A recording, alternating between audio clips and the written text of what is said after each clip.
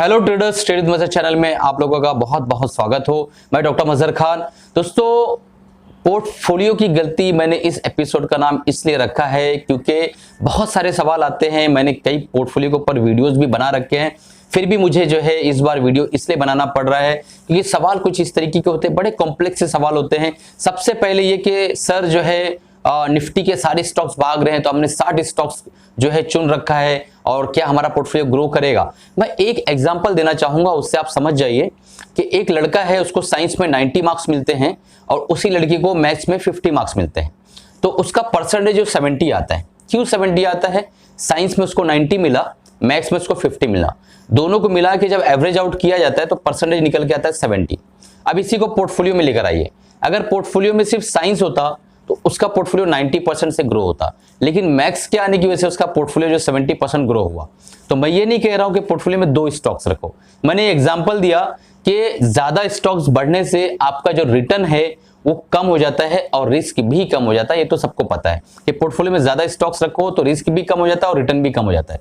तो दोस्तों, इससे अच्छा है कि फोकस्ड होके आप कितने स्टॉक्स रखो, किस तरीके से ट्रेड करो और किस तरीके से अप्रोच करो, सारी चीजों के बारे में हम अभी व्हाइट बोर्ड पे चलेंगे और पूरा कैलकुलेशन समझेंगे और देखेंगे कि किस तरीके से जो है हमें ट्रेड करना है, कितने पोर्टफोलियोज रखना है और हमारे रिटर्न को बहुत ज्यादा मिनिमाइज ना होने पाए, ज्यादा से ज्यादा रिटर्न हमें पोर्टफोलियो पे मिले। तो किस तरीके की हिकमत अमली, किस तरीके की स्ट्रैटेजी हमें अपनाना है, सारी चीजों को मैं आपको व्हाइट बोर्ड पे ले चल के समझाता हूं ताकि आपको कैलकुलेशन समझ में आए। ऐसा मैं बोलूंगा तो आपको इतना समझ में नहीं आने वाला। तो हम लोग अभी व्हाइट बोर्ड पे चलेंगे। दोस्तों, इससे पहले अगर आप बिगनर्स हैं, नए हैं, इस चैनल को सब्सक्राइब नहीं किया, तुरंत सब्सक्राइब कर लीजिए, बेल बटन दबा दीजिए। अगर कोई मन में सवाल है तो कमेंट बॉक्स में पूछिए, कमेंट में जो है मैं पर्सन रीड करता हूं और जब भी वक्त मिलता है तो आपको रिप्लाई भी करता हूं और साथ ही साथ अगर वक्त रहता है दोस्तों तो वीडियो भी बना देता हूं। लाइक करना मत भूलिएगा। चलें व्हाइट बोर्ड पे चलते हैं और वहां देखते हैं कि पोर्टफोलियो किस तरीके से मैनेज करना है, कितने फंड्स को रखना है और कितने स्टॉक्स को रखना है। दोस्तों,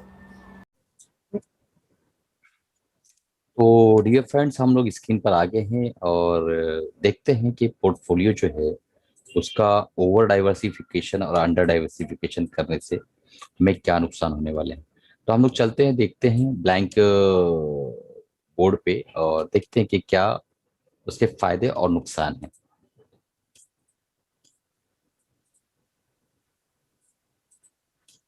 जी, तब हम आ गए हैं ब्लैंक बोर्ड पर, देखते हैं। ठीक है, तो जैसे मैंने बताया कि साइंस में उस बच्चे को 90 मार्क्स मिले, ठीक है, और मैथ्स में जो है उसको मिले हैं 50 मार्क्स। तो ये दोनों को जब मिलाने के बाद एवरेज जो उसका परसेंटेज निकाला जाएगा तो नेट उसका रिजल्ट आएगा 70%। तो अब दोस्तों, इस तरीके से मान लो उसके पास 10 सब्जेक्ट्स हैं, मैथ्स है, साइंस है, उसके बाद आप समझ लीजिए ज्योग्राफी है, हिस्ट्री है। समझते जाइए दोस्तों, आप बहुत गौर से देखिए, बहुत इंपॉर्टेंट पॉइंट इसके अंदर छुपा हुआ है।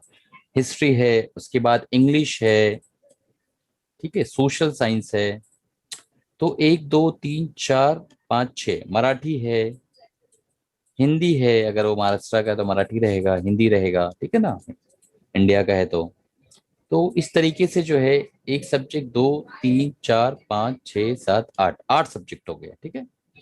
अब वो इसके अंदर अगर उसको 35 मार्क्स मिलते हैं जो पासिंग है, हिस्ट्री में 40 मार्क्स मिलते हैं, ठीक है, और 60 मार्क्स मिलते हैं इंग्लिश में, सोशल साइंस में उसको मिलते हैं 95 मार्क्स, ओके, और मराठी में उसको मिलते हैं 70 मार्क्स और हिंदी में मिलते हैं 40 मार्क्स, ठीक है। ये इस तरीके से मान लो मार्क्स उसको मिलते हैं। अब हमें क्या करना है, हमने मान लो पोर्टफोलियो बना दिया, समझ लो अभी आज का ही डेट ले लेते हैं, चलो ठीक है। हमने जो है एक मिसाल के तौर पे 31 मई को 2001 को एक पोर्टफोलियो जनरेट किया जिसमें हमने लगभग लगभग, एक मिसाल के तौर पे ले रहा हूं कि 1 लाख का एलोकेशन किया हमने, ठीक है। और इस तरीके के 1 2 3 4 5 6 7 8 8 सिलेबस और ले लेते हैं और समझते हैं कि इसमें इक्वल मार्क्स मिले हैं, तो लगभग लगभग 15 जो है सब्जेक्ट पकड़ के आप चलिए। तो डियर फ्रेंड्स, मान लेते हैं मान लेते हैं कि 15 सब्जेक्ट उसकी एज इट इज हैं, और ये 8 सब्जेक्ट्स हैं, 8 सब्जेक्ट्स और उसके हैं, ड्राइंग है, क्राफ्ट है, ठीक है, और उसके बाद स्पोर्ट्स है, तो उसमें भी लगभग लगभग इसको इसी तरीके के मार्क्स मिलते हैं, ठीक है। आप अज्यूम कर लीजिए उस चीज़ को, क्योंकि देख रहे हैं जगह कम है, ओके। 1 लाख रुपया उसको डालना है, और तकरीबन तकरीबन मान लो 1.5 लाख रुपया लगभग लगभग उसको डालना है 15 सब्जेक्ट के अंदर, यानी 15 स्टॉक्स में। अब मैं इसको कोरिलेट कर रहा हूँ, बहुत गौर से देखिएगा, आखिर तक देखिएगा, तो जाके आपको ये लेक्चर पूरा समझ में आने वाला है और कुछ सीखने मिलने वाला है, ठीक है। 15 लाख रुपया उसने, 1.5 लाख रुपया उसने 15 स्टॉक्स में डाल दिया है, यानी हर स्टॉक में, इच स्टॉक के अंदर उसने 10,000 रुपीज डाल दिए, ठीक। 10,000 रुपीज उसने डाल दिए। अब यहां से क्या होता है कि ये डाइवर्सिफिकेशन जो है प्रॉपर है, बहुत अच्छा है। 15 स्टॉक्स तो मिनिमम होना चाहिए, उससे ज्यादा नहीं होना चाहिए। बट आप देख पा रहे हैं कि कई ऐसे स्टॉक्स हैं, कई ऐसे सिलेबस हैं जिसमें मार्क्स बहुत कम है। मैं पेन का कलर चेंज कर लेता हूँ, देखिए यहाँ मार्क्स 35, यहाँ 40, यहाँ 40, लगभग यहाँ 50। तो कुछ ऐसे सिलेबस है जिसमें उसकी रुचि नहीं है, उसको इंटरेस्ट नहीं है उसके अंदर। तो जब लैक ऑफ इंटरेस्ट है तो उसको वो सिलेबस जो है छोड़ देना चाहिए, वो सिलेबस को हटा देना चाहिए, उसको सेलेक्ट नहीं करना चाहिए। जो सिलेबस में वो माहिर है, जिसमें महारत रखता है, जिसके अंदर उसको अच्छा नंबर्स मिल रहा है, उसको उसको सिलेक्ट करना चाहिए, और उस थीम को उसको आगे लेके अपने भविष्य के लिए आगे लेके चलना चाहिए। स्टॉक मार्केट में क्या होता है, स्टॉक मार्केट में हम जैसे पोर्टफोलियो बनाते हैं 40-50 स्टॉक का, भी इसी को स्टॉक मार्केट में हम लोग लेकर आते हैं, ठीक है। 50 स्टॉक का एक पोर्टफोलियो बनाए, उसके अंदर 30 स्टॉक ऐसे हैं जिन्होंने सिर्फ पूरे साल में 5% का रिटर्न दिया है, ठीक है। और 5 स्टॉक ऐसे हैं जिन्होंने 10% का नेगेटिव रिटर्न दिया है, ठीक। और उसके बाद जो है 15 स्टॉक्स ऐसे हैं जिन्होंने 20% का रिटर्न दिया है। अब दोस्तों मुझे बताइए, प्लस माइनस करने के बाद आपका जो कंपाउंडेड एनुअल सीएजीआर है, वो ग्रोथ कितनी होगी? बट नेचुरल डाउन होगी। क्यों डाउन होगी? क्योंकि आपने जंक को भर रखा है, ऐसी चीजों को भर रखा है जो ग्रो नहीं कर रहे हैं, जो कंपनियों के जो प्रॉफिटेबिलिटी नहीं है, जो कंपनी का आरओसी सही नहीं है, जो बहुत हाई वैल्यूएशन पे, बहुत सारे मल्टीपल फैक्टर्स हो सकते हैं। मैं फंडामेंटल जब सिखाता हूँ तो उसके अंदर आपको बताता हूँ, और अपने कोर्सेज वगैरह में भी सारी चीजों को मैं सिखाता हूँ और लेता हूँ, ठीक है। तो अब हमें पोर्टफोलियो को डिजाइन कैसे करना है, सवाल ये पैदा होता है। तो हम लोग चलते हैं, शुरू करते हैं कि किस तरीके से डिजाइन करना है। सबसे पहले कि ऐसी कंपनियों का सिलेक्शन करिए। पहले हम लोग नंबर ऑफ स्टॉक्स देख लेते हैं। तो नंबर ऑफ स्टॉक्स दोस्तों आपको मैक्सिमम 50 रखना है, ठीक है। कुछ लोग कहते हैं सर हमने 5 ले रखा है। अरे भाई, 5 अंडर डाइवर्सिफिकेशन है।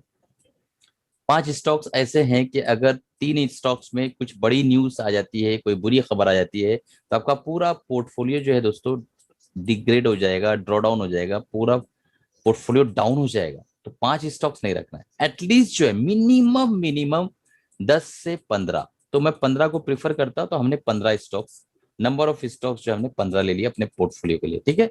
अब कुछ लोग कहेंगे सर 50 स्टॉक्स, बिल्कुल नहीं। ये गलती तो आपको कभी भी भूले से सपने में भी नहीं करना है। 50 स्टॉक्स नहीं रखना है दोस्तों।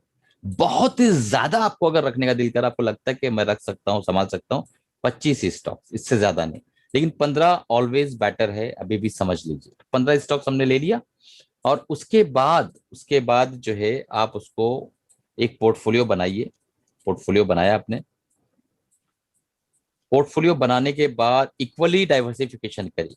डाइवर्सिफिकेशन कैसा करना? इक्वल इक्वल डाइवर्सिफिकेशन करना है। मान लो आपका 1 लाख का कैपिटल है, या 1.5 लाख का कैपिटल मान लो आपका है, 1.5 लाख रुपीज का कैपिटल है, तो आप 10,000 रुपए से ज्यादा एक फंड के अंदर, यानी एक कंपनी के अंदर नहीं डालेंगे, पहली चीज, ठीक है। दूसरा ये है कि इसके अंदर भी बहुत इंपॉर्टेंट होता है सेक्टर एलोकेशन। सेक्टर एलोकेशन ये है कि दोस्तों कम से कम आपके पास 6 सेक्टर्स तो होना ही चाहिए, उससे कम नहीं होना चाहिए, ठीक है। और कभी भी आप जो है 10 से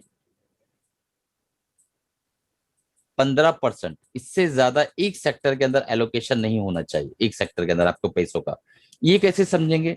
मान लो आपने टीसीएस भी ले रखा है, मिसाल दे रहा हूं दोस्तों, और उसके बाद इन्फो भी ले रखा है आपने, और उसके बाद विप्रो भी ले रखा है, ठीक है। तो अब ये 3 चीजें ले रखी है ना, तो तीनों चीजों का पैसा मिलाकर आपका 10 से 15% के ऊपर नहीं होना चाहिए, क्योंकि यहाँ पे आप 3 आईटी सेक्टर की कंपनियां ले रखे हैं।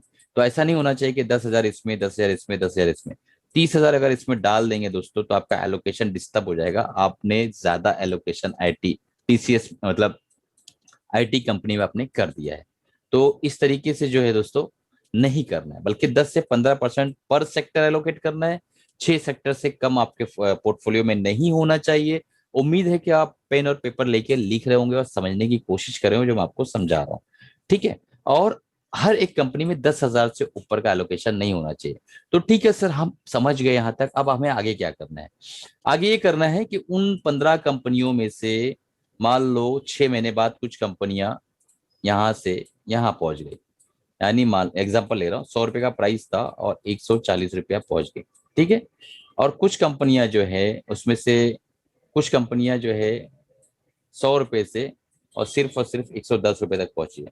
और कुछ कंपनियां नीचे की तरफ चली आई, 100 रुपए से वो जो है चली आई है 80 रुपए तक, ठीक है। अब ये तीनों में हमें चयन करना है कि हमें इसमें से निकालना किसको है। और अगेन अच्छी जो कंपनियां बाहर मार्केट में है, क्योंकि डेफिनेटली दोस्तों 15 ही कंपनी अच्छी नहीं है। मार्केट में लगभग लोग अच्छे से अच्छी कंपनियां अगर देखेंगे तो 200 से 300 कंपनियां ऐसी हैं जिसमें हम ट्रेडिंग और इन्वेस्टिंग कर सकते हैं। इसमें से 15 कंपनी को चुनना एक बड़ी महारत है और एक बड़ा टारगेट है जो हम अपने कोर्सेस में सिखाते हैं। तो 100 में से 80 हो गया ये, यानी आपका 20% का ड्रॉ डाउन हो गया, प्राइस टूट गया। अब यहां पे हमें सेक्शन ये करना है कि क्या करें। अब इसमें से कौन से स्टॉक को रखे, कौन से स्टॉक को निकाल लें। अभी सबसे पहले हम लेते हैं जो प्राइस टूट गया है। हम लोग क्या करते हैं, इसको रखने की कोशिश करते हैं, क्योंकि हमारा माइंडसेट ऐसा बनाया गया होता है बचपन से कि देखो कभी भी नुकसान नहीं सहना, ठीक है ना। तो जब चीजें नुकसान में जा रही होती है तो उसके अंदर हम या तो और प्लस करते हैं और लेते हैं, या तो फिर उसको रखे रहते हैं, छोड़ते नहीं है। उसको प्लस करते जाते हैं तो रखे रहते हैं, छोड़ते नहीं है, कई सालों तक रखे रहते हैं। तो अब इसके अंदर दोस्तों एक नियम आपको बनाना है पोर्टफोलियो में कि एक परसेंटेज आपको डिसाइड करना है कि 10% या 20% या 25%। इससे नीचे अगर मेरा माल जाता है तो मैं उसको काट दूंगा, उसका स्टॉप लॉस हिट कर लूंगा और उससे बाहर आ जाऊंगा। बहुत जरूरी है दोस्तों, बहुत जरूरी है। आप पूछेंगे सर आपका stop loss long term portfolio का क्या होता है?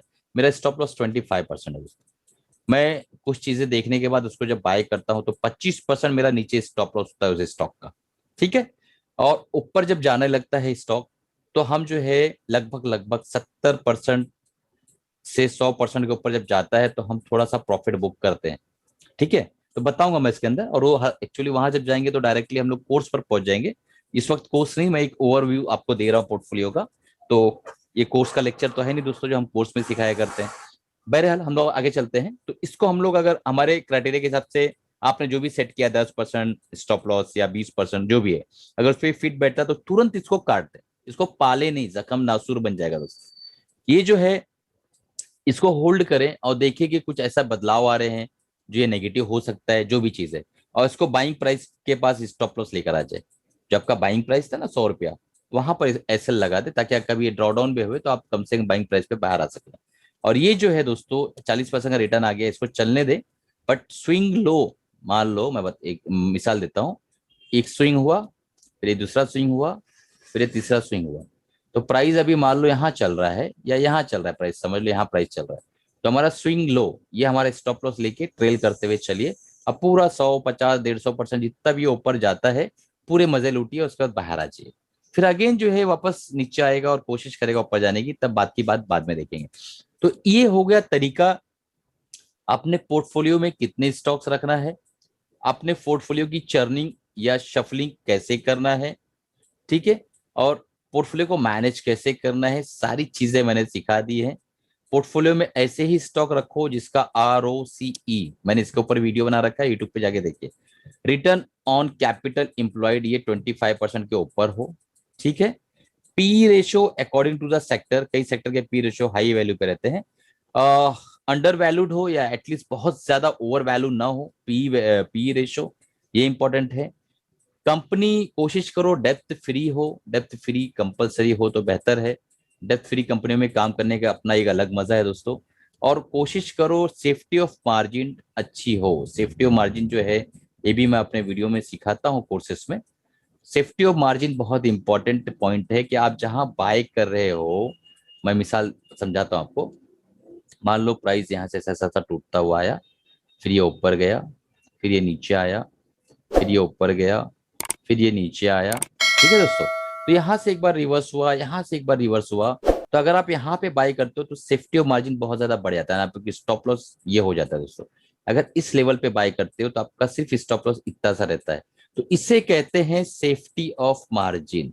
यानी आपने जब खरीदा है वहां से आपके मार्जिन, जो आपका कैपिटल जो है वो काफी सेफ है, क्योंकि आपका स्टॉप लॉस बहुत ही स्मॉल है, बहुत छोटा सा है। तो ये चीज का आप ध्यान रख के अपने पोर्टफोलियो में स्टॉक्स को ऐड करो।